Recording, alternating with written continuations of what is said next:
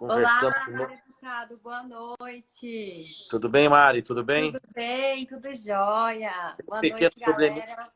deu uns pequenos probleminhas aqui, estou arrumando agora, mas tá. Estamos aí para a gente começar o nosso bate-papo. Tudo. E as coisas aí, como é que estão?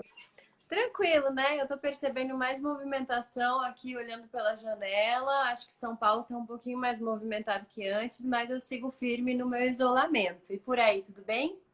É isso aí, o povo foi para a rua, né? Muita gente saindo.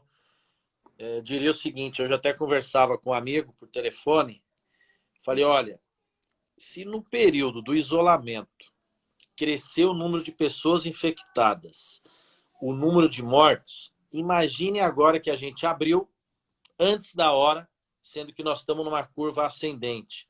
Então, Uhum. se tentando fazer certo deu errado, imagine fazendo tudo errado. Então, Exato. cara, que é preocupante. A tendência, infelizmente, é de aumentar o número de contaminados, o número de pessoas infectadas e, consequentemente, o número de pessoas mortas. E a E gente tem experiência dos outros países, né? Estatísticas para poder nos dar essa previsão. quem abriu de maneira errada, flexibilizou, teve que voltar atrás, o número de pessoas vitimadas foi maior. E outro, nós não estamos testando, né? As pessoas contaminadas e as pessoas com amigos, né, que poderiam testar os amigos com quem se encontraram, né? E se a gente abre, testa todo mundo, isola quem está infectado, você tem uma medida de proteção. Mas a simples liberação é uma medida, diria, irresponsável, totalmente irresponsável, assassina desse presidente que sequer lamenta a morte dos outros, né? Que Sim. sequer tem a coragem de sentir, como governante, a perda de um cidadão, de uma pessoa, de um brasileiro, né? É muito Uma triste, vida, uma história, né? com certeza. Né? Então, nós estamos tomando os cuidados, fazendo a nossa atividade política pelo mundo virtual, quando necessário, uma presença física. Hoje eu fui ao meu escritório, fiz ali alguns atendimentos, mas todo mundo bem com máscara, todo cuidado, né? Foi conversas necessárias, né? Que não dava mesmo para fazer, não fazer hoje. Então esse tem sido o nosso dia a dia, né? Uhum. É verdade, deputado. E Eu percebo que muita gente aqui está encarando a flexibilização precoce como um convite a levar a vida normal. Eu entendo, né, que em milhares de situações as pessoas estão sofrendo por questões emocionais ou falta de estrutura física para ficar em casa. Isso tem que ser considerado, né, a realidade social do brasileiro antes de entender quais medidas vão ser adotadas, mas definitivamente ignorar a pandemia, como o Bolsonaro faz, não é um caminho, né? Precisa existir compreensão da realidade social atrelada a todas as medidas de segurança da OMS. E eu espero que as pessoas não entendam que essa abertura é um convite para elas desistirem de se proteger, porque enquanto não houver vacina, vai existir algum tipo de risco, né? pois é inevitável, né? Porque nós estamos. A gente só pode pegar de quem a gente acha que não tem. Dificilmente nós vamos pegar de quem a gente acha que tem. Porque a gente sabendo que alguém está contaminado, a tendência é a gente não se prevenir mais, Sim. né? Ou ter o contato com essa pessoa. Então a gente só pega de quem a gente acha que não tem. Então o risco se torna maior, né? A gente achando que o mundo está normal, que a vida voltou. Acho que nós estamos. Eu fico pensando, Mariana, eu já trabalhei no sistema prisional. Uhum. Eu fiz estágio na época que eu fazia direito, 6 meses lá no antigo Carandiru. Período duro, você vê aquela experiência, as pessoas presas, aquele montão de gente amontoada, toda aquela situação de confinamento, né? A prisão em si. E hoje, no início ainda mais duro, as pessoas dentro de suas casas, com suas famílias, quem mora sozinho, sozinho. Não é fácil. Conseguimos nos interagir com o mundo pelo mundo virtual. Aí, se muita gente está sentindo o aperto, o sufoco, como você disse, pessoas... Tem gente que está mais ansiosa, tem gente que ficou mais depressiva, teve gente que está comendo para superar tudo isso, outras bebendo, que não conseguiu ainda se entender nesse momento. Eu fico imaginando o quanto que o presidente Lula sofreu de ficar preso injustamente. Eu pensei isso esses dias também. Porque se você está preso já é difícil, mesmo você pagando o crime por aquilo que você fez. Se a gente sentiu nesse período uma medida protetiva à sua saúde e à vida, imagine você ficar sem ser responsável, sem ser culpado, sendo vítima de uma trama política, de uma armação, de uma perseguição que tinha a clara finalidade de tirá-lo do jogo, né? Então, a angústia de quem está nessa situação, o sofrimento de quem está nessa situação é muito maior. É muito maior. Então, fico pensando quanto que ele sofreu, né? Se a gente não aguenta, imagine a pessoa ficar presa de maneira injusta por tanto tempo, sozinha, eventualmente recebendo uma visita ou dos advogados, mas isso não supre a ausência diária, né? O tempo todo, vamos dizer assim, do confinamento, né? Muito duro, né? Sim. E Então, a é muito... questão também, a gente percebe como no sistema prisional existe uma invisibilização do indivíduo, né? Basta ver o Bolsonaro fazendo cair o decreto do uso de máscara dentro dos presídios. É como se existisse um convite ao contágio, é como se a saúde daquelas pessoas não importasse, né?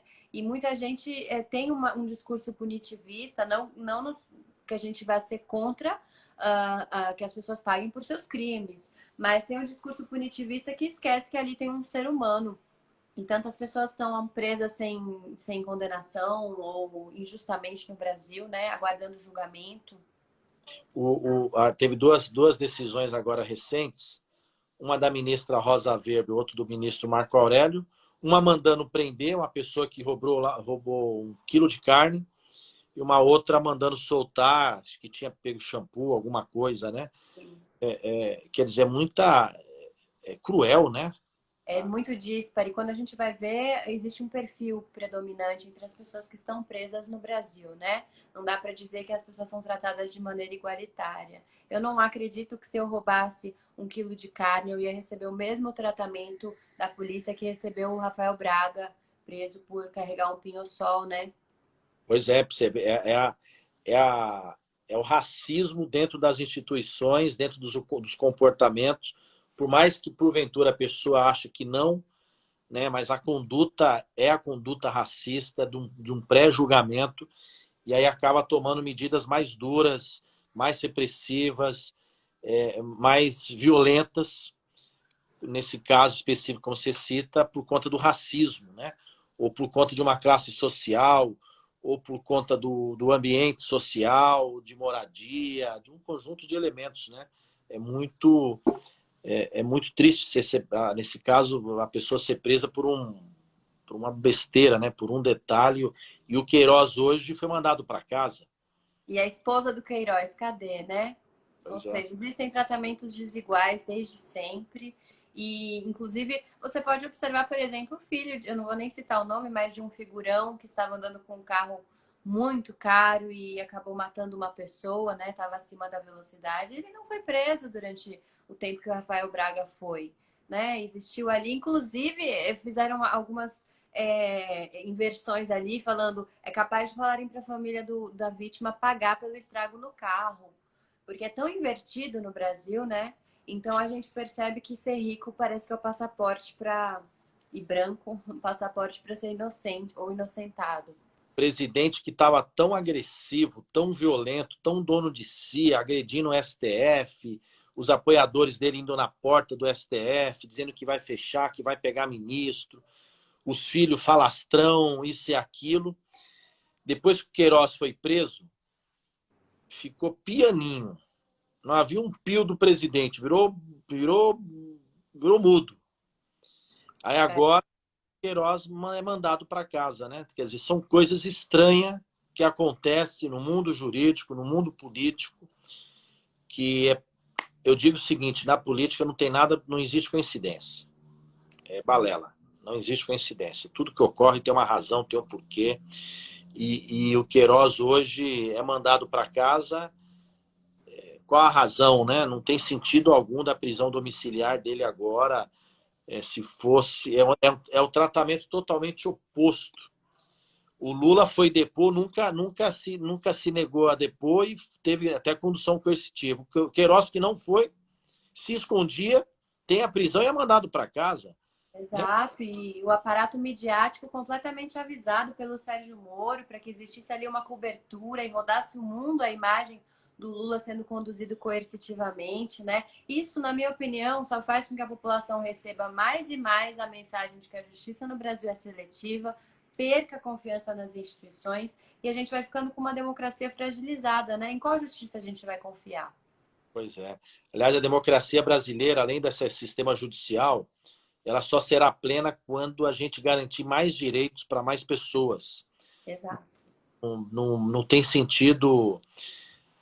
A democracia não é só uma formalidade, né? Não é só a possibilidade de exercer direitos, não é só a possibilidade de reivindicar os direitos, não é só a possibilidade de falar, de pensar, de fazer, de ser. A democracia é muito mais do que isso. Ela tem que ser plena, inclusive as condições econômicas. E aí, entrando num outro tema, sobre, por exemplo, os entregadores dos aplicativos, né? Eu falei há pouco agora, conversando com um amigo petroleiro, eu falei, são pessoas que estão trabalhando horas, 10, 12 horas, 11 horas por dia, distantes de sua residência, sem um local exato para ir no banheiro, sem um local para descansar, sem um local para tomar uma água. Quer dizer, é um trabalhador, ele é um... Eu já fui ambulante também. Eu já fui ambulante, já vendi coisa no centro de São Paulo quando eu tinha 14 anos. Vendia cinto, bolsa, óculos, carteira. Eu ia falar o seguinte, são os entregadores também são trabalhadores ambulantes, mas sem um posto. Fica rodando pela cidade, dormindo, descansando numa praça, numa rua, na esquina, e são tratados praticamente pelas operadoras de aplicativo como um escravo, né? Trabalha para ter o direito ao mínimo salário de poder depois se alimentar sem qualquer tipo de proteção, sem qualquer tipo de garantia, sem qualquer tipo de apoio. Quer dizer, não há democracia plena para essas pessoas e tantos outros trabalhadores e trabalhadoras, enfim, cidadãos brasileiros, se a gente não só garantir os direitos, mas der as condições adequadas, dignas, para poder sobreviver e exercer as suas liberdades. Porque além de ter a possibilidade de exercer as liberdades, você tem que ter condição de exercê-la.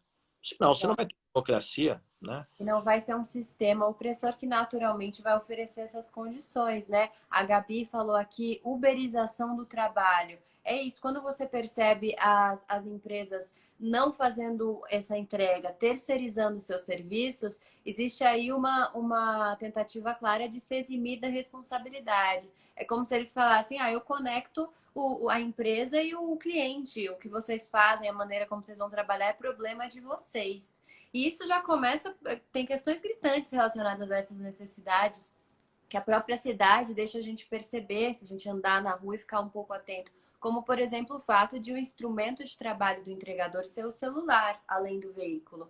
Então, se esse entregador não tem um espaço, além das necessidades básicas, para olhar o celular dele em segurança, ele não tem sequer a possibilidade de circular, ter um trabalho que às vezes ele pode ser roubado ali no momento em que ele entrega e fica do lado de fora do prédio pegando uma nova entrega, ele pode ser roubado e inviabilizar o trabalho dele, né?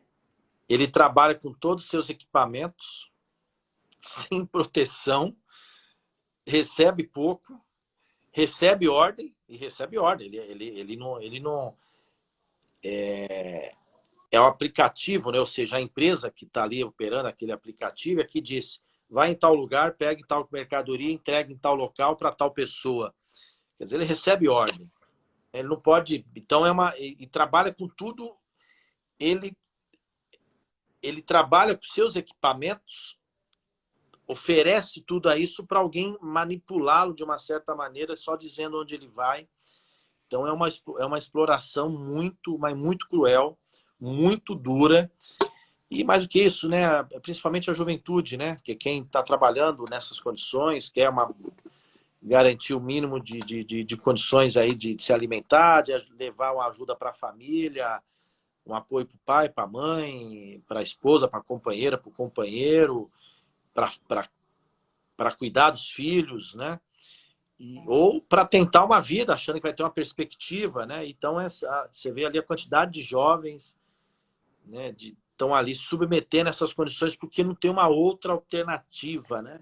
É a opção que foi dada, a opção possível naquele momento. Então é muito triste um Brasil tão rico a gente ter essas condições postas, né? Sim, eu colhi um dado hoje de que há relatos de entregadores que em quase 9 horas de trabalho recebem um valor líquido de R$ 37 numa diária. Às vezes, quando chove muito, existe uma taxa extra paga pelo aplicativo, mas via de regra é um valor baixíssimo. E a falta de possibilidade de escolha dentro da profissão ou do trabalho que eles estão exercendo já fica clara pelo momento em que eles não pontuam, se eles não fizerem o tipo de entrega, recusarem uma entrega que o aplicativo está pedindo. Mas eu acho que a gente pode analisar isso tanto pela perspectiva urbanística quanto por uma questão de desequilíbrio de gênero, né? Se a gente entrevista as mulheres entregadoras, elas são menos de 2% da força de trabalho desses aplicativos e elas relatam que trabalhando em conjunto com amigos homens entregadores, eles recebem muito mais do que a demanda. Elas já chegaram a receber mensagens de que naquela região as entregas precisavam de entregadores de gênero masculino. É assustador, né? Que absurdo, né? Quer dizer, o que você está dizendo aqui é eu nunca imaginei isso. Porque a gente vendo assim, em tese, como é que funciona o sistema, é uma pessoa com o seu veículo, com a sua moto, o entregador, no caso, eventualmente uma bicicleta, ou quem está de carro fazendo o Uber, outro tipo de viagem. Não dá nem para imaginar que eles estão vendo também, vamos dizer, o gênero para poder decidir a quantidade de viagem, a condição da viagem. Quer dizer, é isso que você falou, é machismo puro, uma discriminação por conta do gênero, uma disposição ao trabalho de tempo, de condição igual e com rendimento menor. E com rendimento, se você tem menos viagem, consequentemente você recebe menos. Então, quer E dizer, você pontua menos e eles chamam de perfil frio. Se o perfil ficar frio, você não recebe mais demandas. Então é uma cadeia, né? Você não consegue nem receber o pedido para ir trabalhar. pois é, e agora é um bom debate do ponto de vista da pauta, né, feminina, das mulheres levantarem isso, porque é uma discriminação absurda, né? Sim, e eu acho muito legal que você tenha o projeto de lei, né, das entregas, porque é um projeto de lei, pelo que você posta nas suas redes, deputado, construído ampliando o debate com as mulheres, né? É um mandato participativo, ou seja, a gente só consegue saber o que as mulheres vão precisar, quais as necessidades dessas trabalhadoras, dialogando com essa população. Então, se a gente, infelizmente, não tem ainda pelo menos a metade do parlamento de mulheres, que haja deputados como você que escutam as mulheres na hora de formular os projetos de lei. Até pouco tempo não tinha nem banheiro feminino na Câmara, né? Não muito tempo atrás. Então isso mostra como a política muitas vezes não foi feita para escutar as mulheres. A gente precisa ocupar esses espaços, né? O Estado, ele foi construído, o poder, a sociedade, né, ao longo do tempo e carregando algumas condutas, alguns pensamentos e sendo feitas algumas coisas sem conseguir compreender a diversidade, a diferença, as necessidades, as características, enfim, das pessoas, né, do homem, da mulher, enfim, de todo mundo. Então e aí onde você vai expressando os seus julgamentos, os seus conceitos, os seus preconceitos, e às vezes em atos e condutas bem singelos, mas que demonstram exatamente quem somos, né, enquanto sociedade através desse comportamento, né? É uma repetição de aprendizados ao longo da história, mas que nós precisamos aí dar um basta, quebrar isso. E aí, para piorar, vem um presidente que exalta, né? Exalta a conduta contrária ao avanço da sociedade, em vez de tentar dar um... A sociedade, em tese, a gente vive de avanços, né? A gente vai amadurecendo, vai conhecendo, vai sabendo saber o conhecimento anterior para projetar novos conhecimentos, né? E vem uma atrocidade dessa aqui, uma violência num país de um presidente que vive no tempo da caverna, né? Sim. Existe uma máxima no feminismo, Alencar, que é a seguinte: quando uma mulher avança, nenhum homem retrocede. Então, enquanto existir medo dessas pautas, existir a sensação, a frase despolitizada de muitos conservadores de que as mulheres querem arrancar os direitos dos homens, ganhar mais, não vai existir avanço da sociedade como um todo, né? E essas necessidades, esse desequilíbrio de oportunidades e as necessidades, muitas vezes, só são vistas quando a gente dialoga com pessoas que vivem aquilo. Então, nessa mesma pesquisa de qual a porcentagem de mulheres que ocupam esses espaços nos aplicativos, eu descobri que as bolsas feitas para entregar as comidas são feitas para homens, porque muitas dessas bolsas fecham na frente, as mulheres não conseguem fechar nos seios, a comida fica balançando, ou não chega, ou chega pior, e causa problemas muito sérios para os ombros. Então, claramente, quem confeccionou aquilo tem padrões de ergonomia masculinos e não vai facilitar esse trabalho para as mulheres. Fora necessidades que a gente já conhece, a mulher menstrua, a mulher muitas vezes é dada a ela a responsabilidade de levar o filho para a creche. Então, se um entregador de aplicativo tem uma foto de uma criança no celular, na capinha, ninguém pergunta onde ele deixou o filho, fica subentendido que a esposa está cuidando. Então, aquela mulher vai ter aquela responsabilidade. Então, no momento em que os deputados se organizam para ouvir as necessidades das mulheres e regulamentarem essa profissão, esses espaços físicos, a própria cidade tiver esses espaços acolhedores, a gente não deixa esses trabalhadores à mercê de empresas cujo toda empresa tem o principal objetivo gerar lucro, não deixar condições dignas para os trabalhadores. É uma minoria que se preocupa com o ser humano, né? O papel dos deputados é esse. Eu gosto muito desse projeto de lei por conta disso.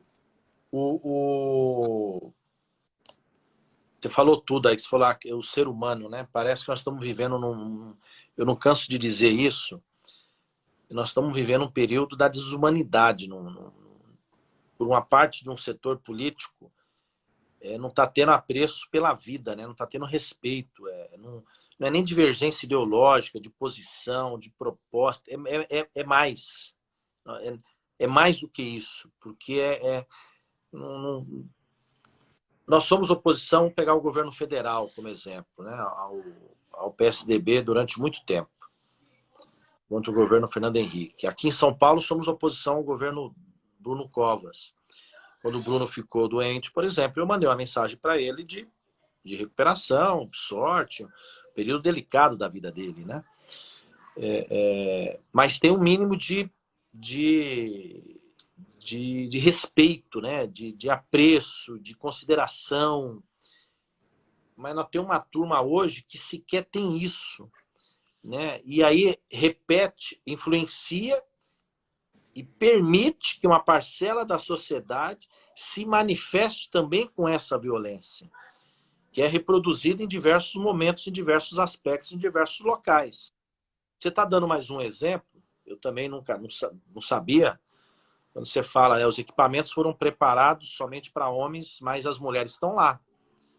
Quer dizer, eles também sabem então que as mulheres poderão ir, mas não houve o cuidado, né, a atenção de se entender que tem uma característica diferente, né? Tem um corpo diferente.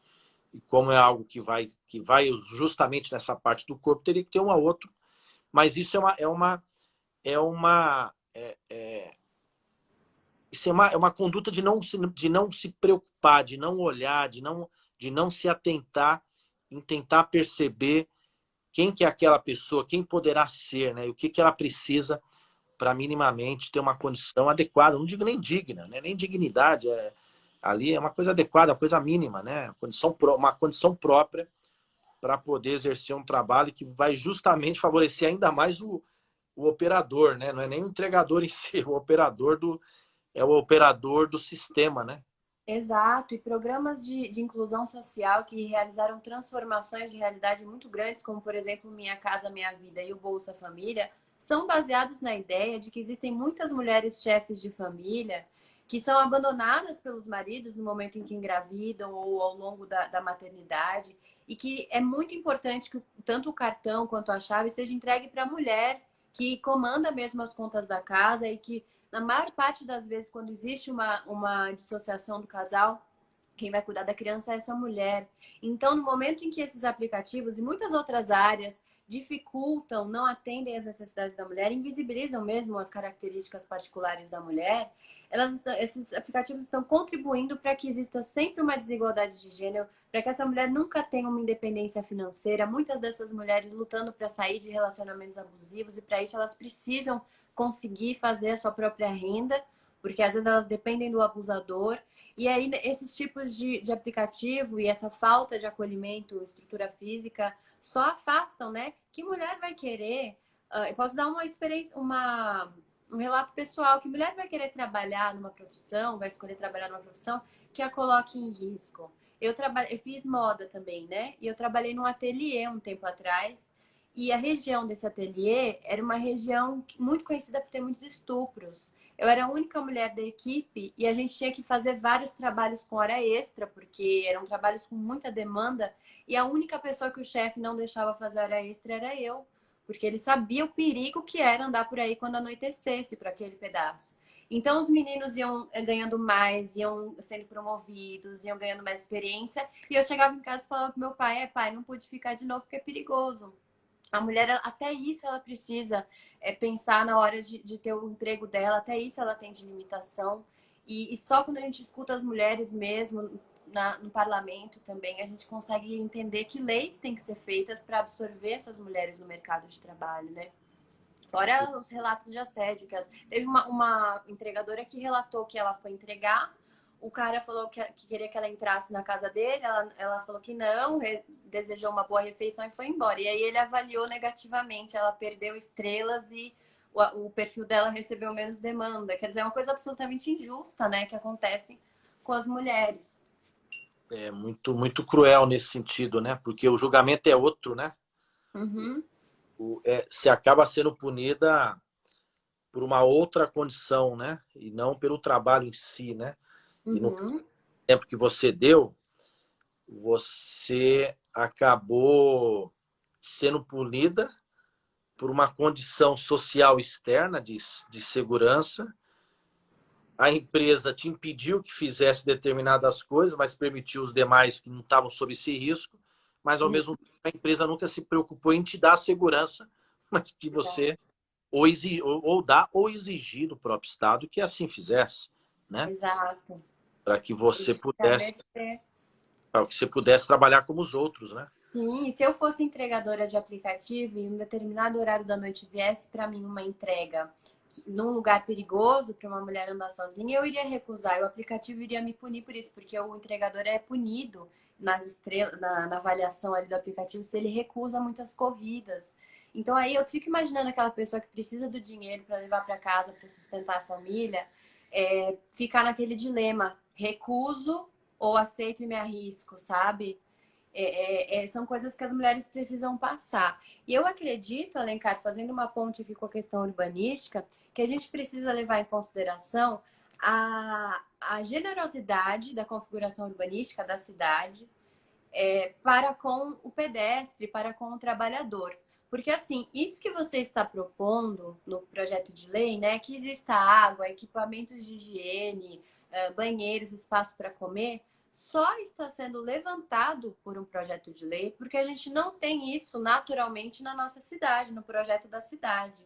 Eu atribuo isso, particularmente, a uma cultura de valorizar tanto o espaço privado, medo também da segurança nas ruas, em que as pessoas estão cada vez mais entrando, comprando ou alugando apartamentos em condomínios, onde elas têm coisas que às vezes elas não vão usar, tipo uma quadra de squash, e com muros enormes, né? Você passa por uma rua com condomínios, você fica até com medo, porque não tem uma marquise, não tem um respiro, só tem muro. E aí, por conta disso, você não vê em muitos bairros mobiliário urbano. Em outros países, os banheiros, a oferta de produtos de higiene, banheiros públicos, tem muita qualidade, dependendo de como é o projeto urbano, urbanístico dessa cidade. E em São Paulo, isso não é algo que você encontra com essa naturalidade em todos os lugares. Por isso a necessidade de um projeto de lei. Eu fico pensando, por exemplo, na responsabilidade também dos lojistas. Tantas pessoas ali no Shopping Pátio Paulista só vendem seus produtos ou aumentam sua receita por aplicativos de entrega e os entregadores ficam na frente deitados sobre as suas próprias caixas de entrega.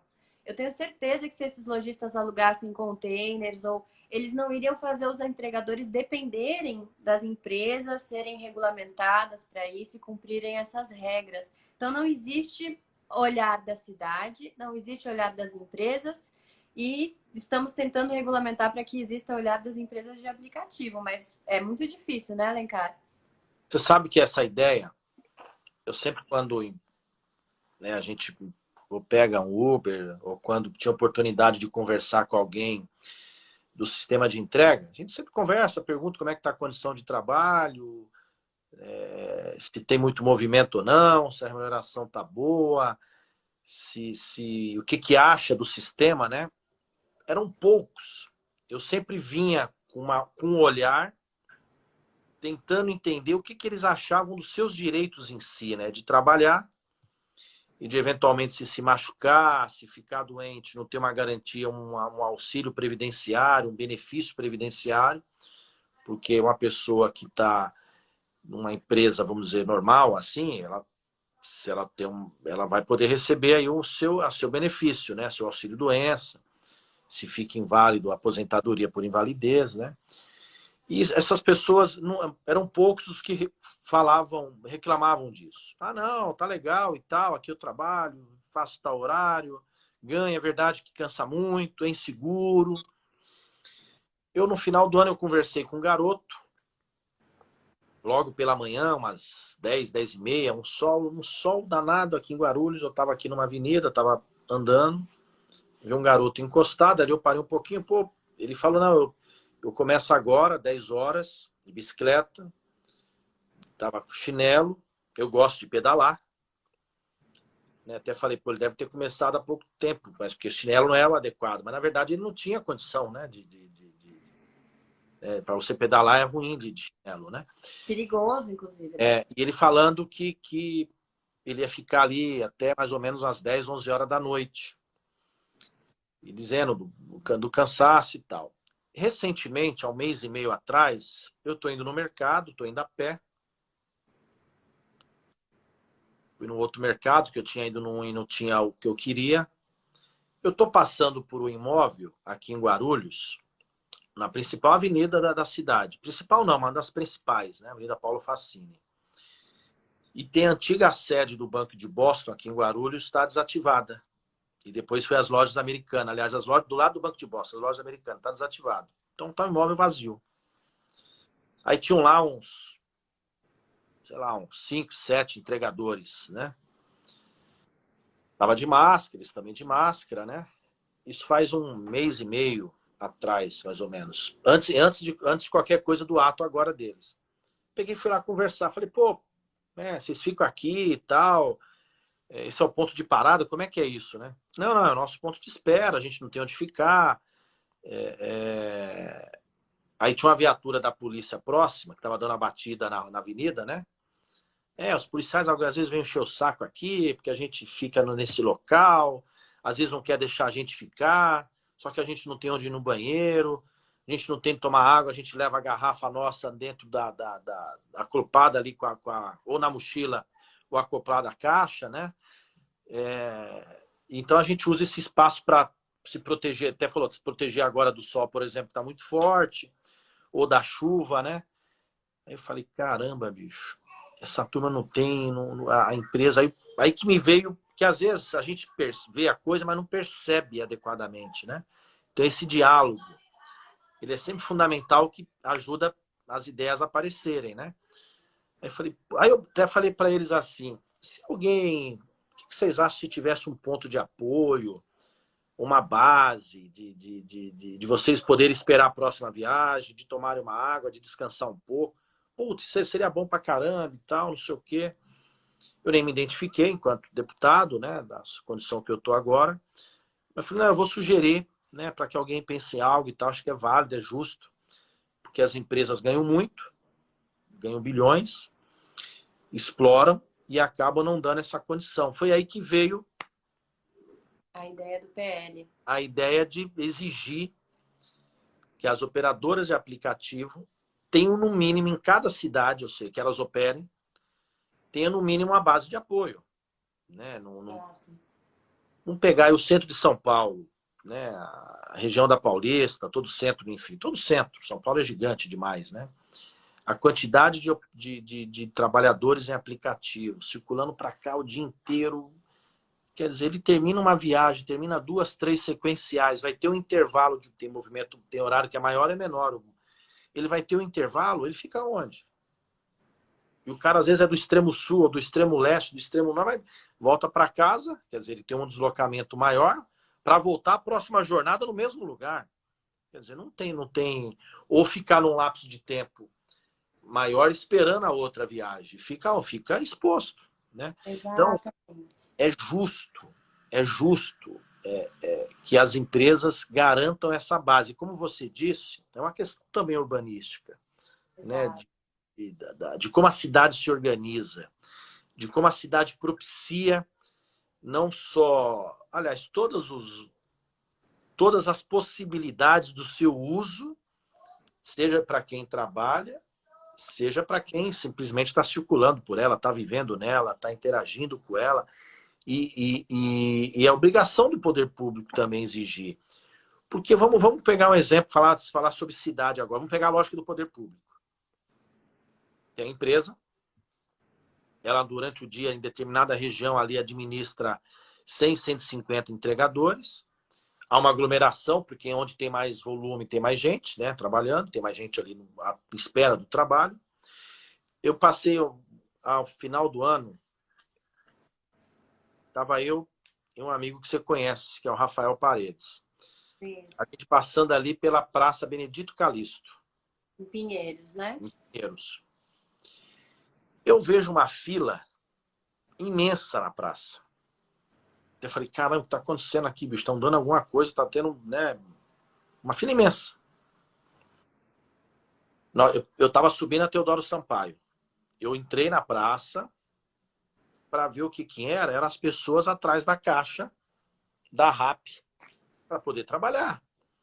Quer dizer, a RAP usou a praça pública, devido a ela, fez aglomerar um monte de gente na praça pública, que chama a atenção de quem está ali, porque você fala, pô, o que é isso que está acontecendo aqui?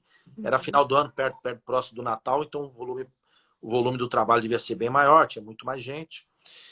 E o poder público, sem qualquer exigência.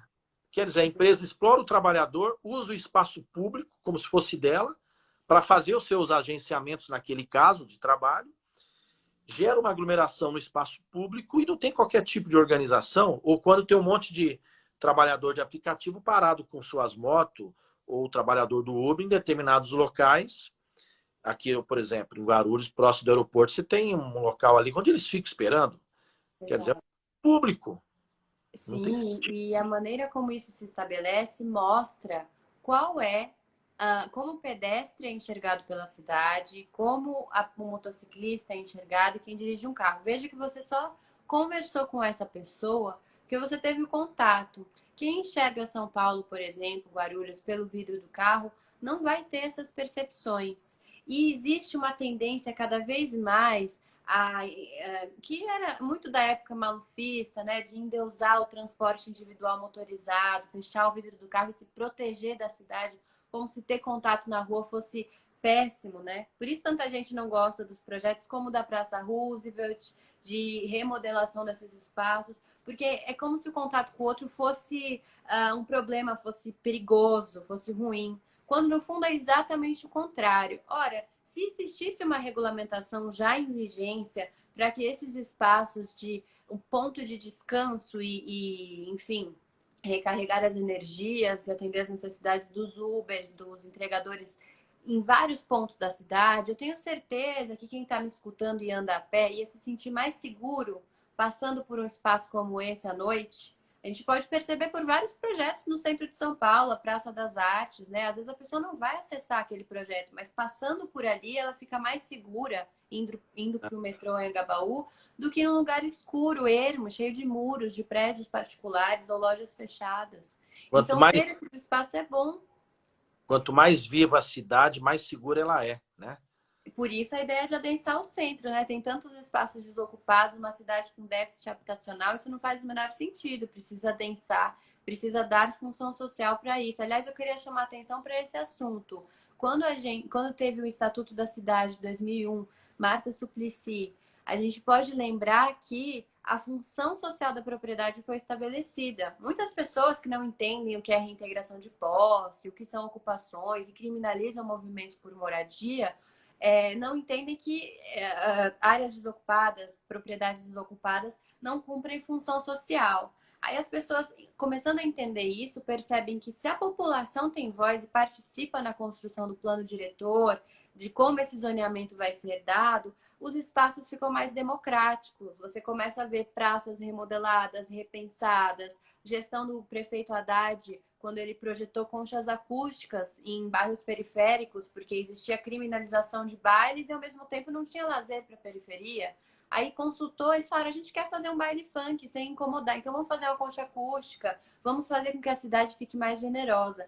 Isso é o que eu mais escutava dos meus professores de projeto. Ó, você pegou o terreno, encostou os muros nos limites do terreno, seja generosa com a cidade, faça uma marquise, um jardim, um recuo, para que quem vai atender o telefone, começou a chover, tenha onde ficar, vai esperar um carro, vai fumar um cigarro, não sei.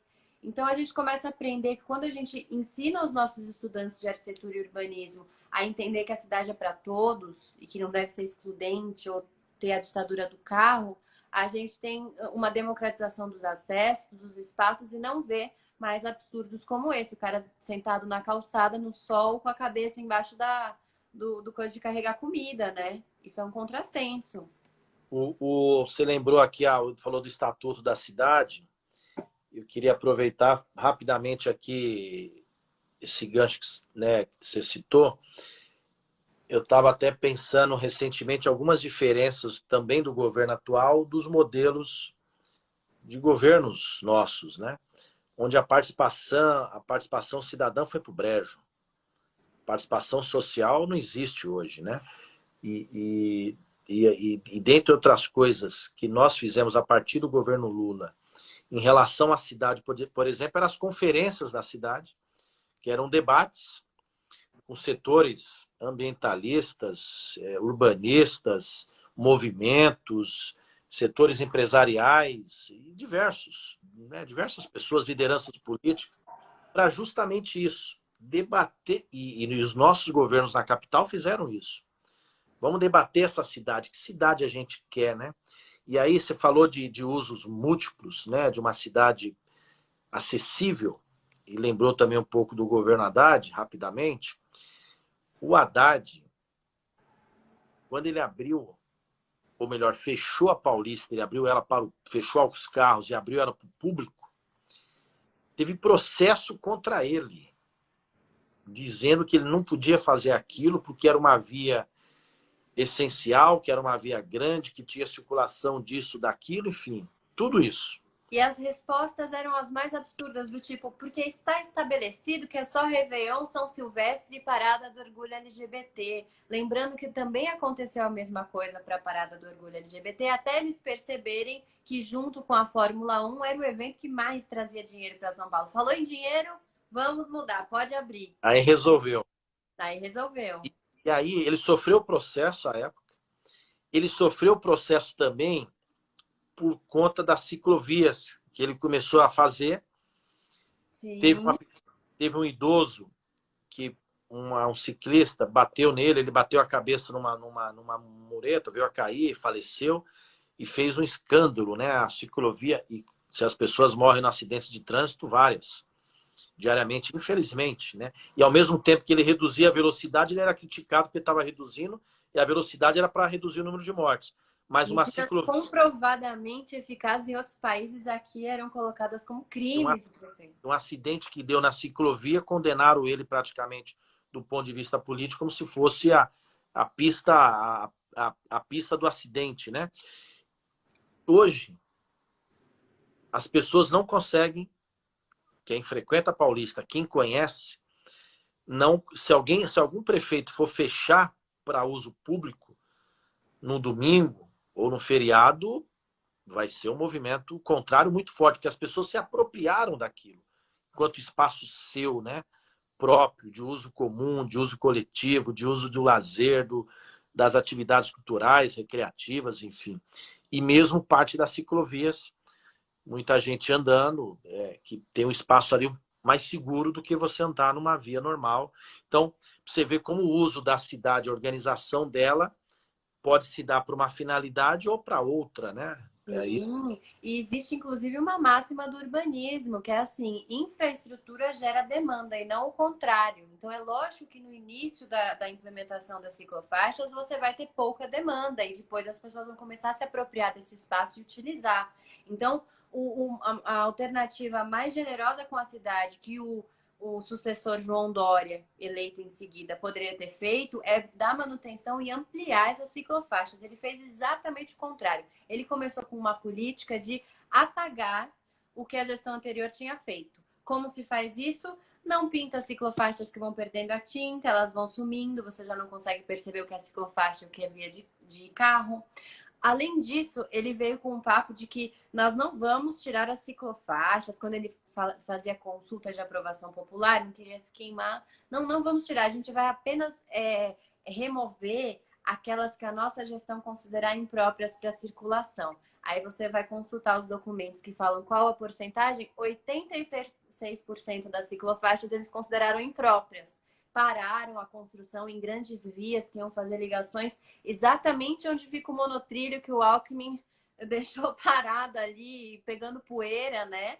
E aí, assim, além disso, o Dória cogitou e colocou que ia acabar com a Paulista aberta para os pedestres, mas até quem era absolutamente anti-Haddad e anti-PT não queria que tirasse, porque se apropriou desse espaço, porque viu que isso era seguro, porque viu que era uma alternativa de lazer para pessoas que não têm isso na periferia e que de alguma maneira conseguiam acessar o centro de metrô e ir para Paulista, que isso não ia destruir o comércio de quem estava lá, e porque tinha antes os carros, porque as pessoas vão consumir de outra maneira, estando a pé. Então, os comerciantes viram como é bom e essa infraestrutura gerou a demanda. Agora as pessoas não querem abrir mão, porque testaram. Foi isso que a gestão Haddad trouxe, né? Experimentações que antes eram criminalizadas por causa de uma cultura individualista, estabelecida por muito tempo por aqui, né? E também queria lembrar de uma coisa. É histórico em São Paulo, há décadas, não existe reeleição para prefeito. É muito raro que aconteça, porque é uma cidade tão difícil, por isso que a gente tem mais de 21, mais de 20 subprefeituras. O Haddad foi ruim, não foi reeleito. Que prefeito era reeleito antes dele? A gente não viu isso acontecer. O Kassab falou que foi reeleito, mas ele entrou como vice primeiro. Então é muito importante analisar esse histórico para não criminalizar novamente uma gestão progressista, achando que os problemas de São Paulo são culpa do Haddad, porque não são. O Haddad foi tão democrático, tão plural, e trabalhou com essa cidade mais humana, mais acessível para todos e para todas, que São Paulo deixou de ser o túmulo do carnaval para virar uma cidade, parece o paulista, e não só o paulista, porque veio gente de outras regiões, outros estados até, se encantaram como se tivesse se encantado, passado a gostar do carnaval da noite para o dia. Não, é que não tinha essa cultura do carnaval popular, do carnaval, vamos dizer, aberto, do carnaval de rua, e simplesmente o carnaval, não digo artificial, né? As escolas nas suas comunidades produzem ali uma cultura, uma riqueza, uma diversidade, uma integração, um calor ali humano muito, eu gosto particularmente, muito bom, né? Mas era o carnaval da avenida. E o Haddad fez com que São Paulo se revelasse, né? São Paulo se permitisse, né? Abraçasse, acolhesse a festa popular, a alegria, e deu no que deu. num período muito curto de tempo, se tornar um dos maiores carnavais do país, com gente vindo de tudo quanto é lugar para curtir o carnaval, os blocos, os diferentes blocos, enfim, os diferentes espaços, né?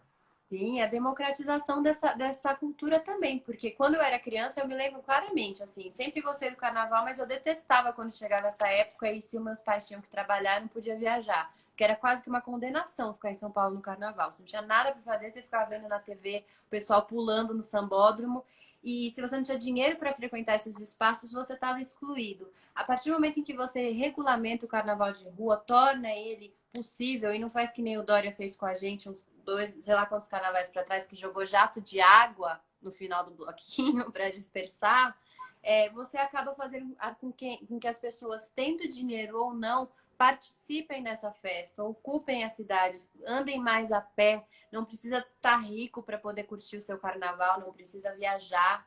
E tanto é que isso foi crescendo, crescendo, crescendo, se recuperou essa cultura e tem amigos agora que vêm me visitar no carnaval por conta da popularidade desse carnaval e, obviamente, para a economia da cidade, isso é muito bom. Em vez de vir com aquele discurso moralista, que muitas gestões mais à direita têm, de dizer que carnaval é bagunça, entenda que se você regulamentar, você está trazendo o povo para perto do poder público e está fazendo com que as atividades aconteçam ali, enfim, com o respaldo do Estado, né? Porque as pessoas não vão deixar de ter cultura, de festejar, de sair, só porque o governo não permitiu, né? E cumprimentar aqui alguns amigos, vejo o Ícaro aqui, que militante do setor elétrico, um grande guerreiro aí, um lutador também. O Edivaldo Vasconcelos, que aliás isso é a Clauri Ribeiro, que fala São Paulo de todas as cores com a Haddad, e o Edivaldo dizendo o seguinte: Guarulhos também precisa disso. O Edivaldo, toda certeza, precisamos de fato de um carnaval de rua forte, diverso, e que receba e acolha, não só permita ao nosso povo, mas também aos diferentes povos que por aqui possam vir, chegar, vir a curtir. Então, vamos trabalhar para isso, por isso que a gente deseja aqui novamente que volte, né, o Eloy Pietá, para que a gente possa ter uma abertura maior para a cultura, e dentre elas também o carnaval de rua, né, o carnaval democrático, o carnaval popular, o carnaval acessível, né? O carnaval não pode ser para poucos, né? Então tem que ser para todo mundo. E aqui está dizendo, opa, aliás, até aproveitando o Ginho Candeal, está dizendo, é irmão do Silvinho aqui do Jurema, manda um abraço pro Silvinho. O Silvinho é do carnaval também, meu amigo do carnaval, manda um abraço. Por coincidência, entrou bem na hora que nós estamos falando aqui.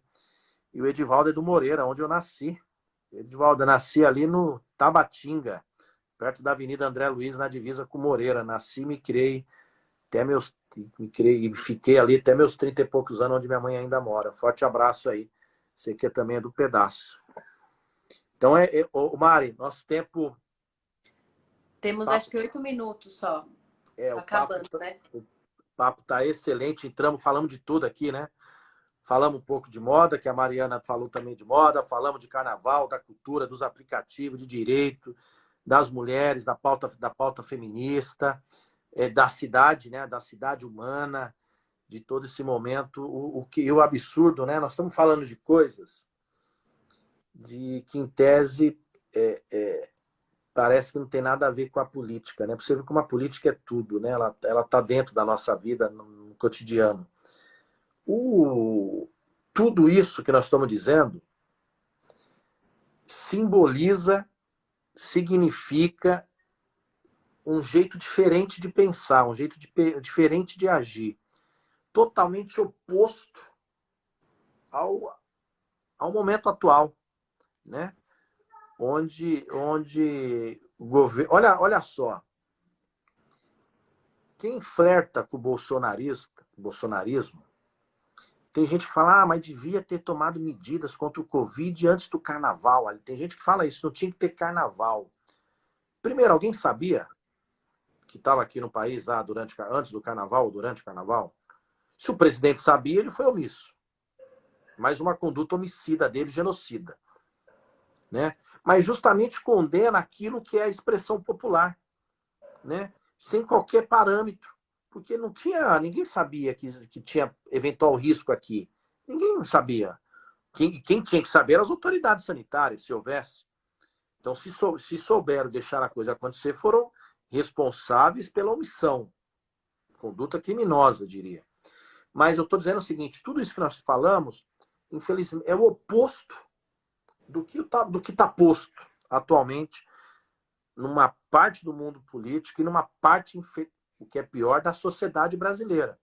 Não é só a expressão de alguns governantes, de alguns deputados ou do presidente responsável. Não.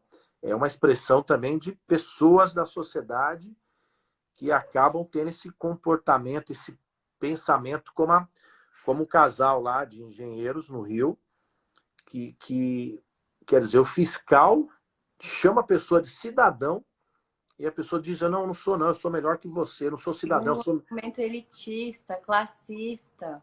Quer dizer, eles se consideram um cidadão diferente, né? A gente vive numa sociedade tão marcada pela desigualdade social que diploma universitário acaba sendo utilizado como ferramenta de exclusão. Ah, você não tem? Então você não passou pelo gargalo social.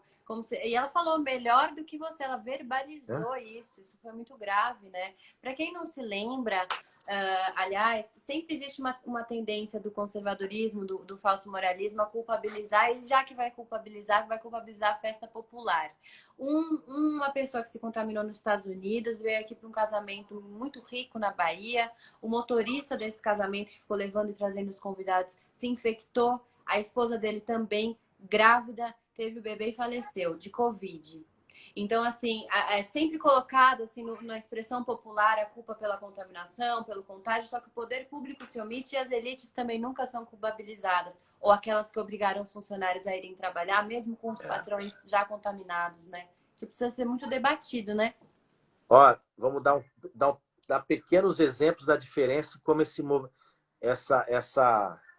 pensamento classista, do ponto de vista da classe social, impera. Esse que nós falamos, pelo menos o que eu estou lembrando aqui rapidamente, né? Esse que falamos agora dos fiscais, do morador de Alphaville, lá de Barueri, que agride o policial, e a polícia que no dia a dia, infelizmente, está matando gente na periferia, os pobres, e lá se porta como cordeirinha, como submissa, né? Que aceita a ordem da desordem, da ofensa, porque o cara ofendeu ali o policial, dizendo como se fosse um ser superior, da mulher do prefeito de uma cidade, agora esqueci o nome da cidade, lá de Pernambuco, que quer dizer... Sari, Corte Real. A Sari Corte Real, não lembro agora a cidade, né? Onde eu acho acabou... que é de Recife mesmo, a capital, não foi? Não sei. Não, é de uma cidade do interior, né? Ah, tá. Aquela conduta ali também que gerou a morte do garoto, né? Aquela barbaridade que teve a conduta dela, pelo menos aparente, que está ali, que conduziu aquilo. Uhum. Quer dizer, tudo condutas singelas, falando aqui daquilo que a gente falava no início, que demonstra comportamentos, visões de superioridade, por ter uma situação financeira, social melhor, e achar que está acima do outro, né? Uma sociedade de castas, né, Alencar? Isso é, inclusive, colonialista, é muito triste. É desumano, aquilo, a desumanidade está prevalecendo, a vida está perdendo valor para parte das pessoas, é como se não tivesse respeito pelo outro, né? É a barbaridade, é contra isso que nós lutamos, vamos combater com muita firmeza e não tenho dúvida alguma que vamos vencer. Com certeza. Eu acho que nosso tempo está acabando, né? Que a live cai depois de 1 hora. Mari, foi um prazer estar contigo, um prazer aqui estar com seus amigos, suas amigas. Foi um prazer. Também seguir a nossa rede, Alencar Braga, e vamos conversar mais vezes. Foi um papo gostoso, um papo descontraído, leve, e temos que fazer essas reflexões que são importantíssimas. Um abraço e um beijo para todo mundo aí. Obrigada pelo convite, Alencar. E lembrando, quem quer acompanhar o trabalho dos deputados, não entra sempre no site da Câmara, siga nas redes, segue o Alencar, segue o Twitter, o site, porque daí você consegue ter mais atualizações e saber se está sendo bem representado, né? Obrigada, gente. Até a próxima. Obrigado, pessoal. Valeu.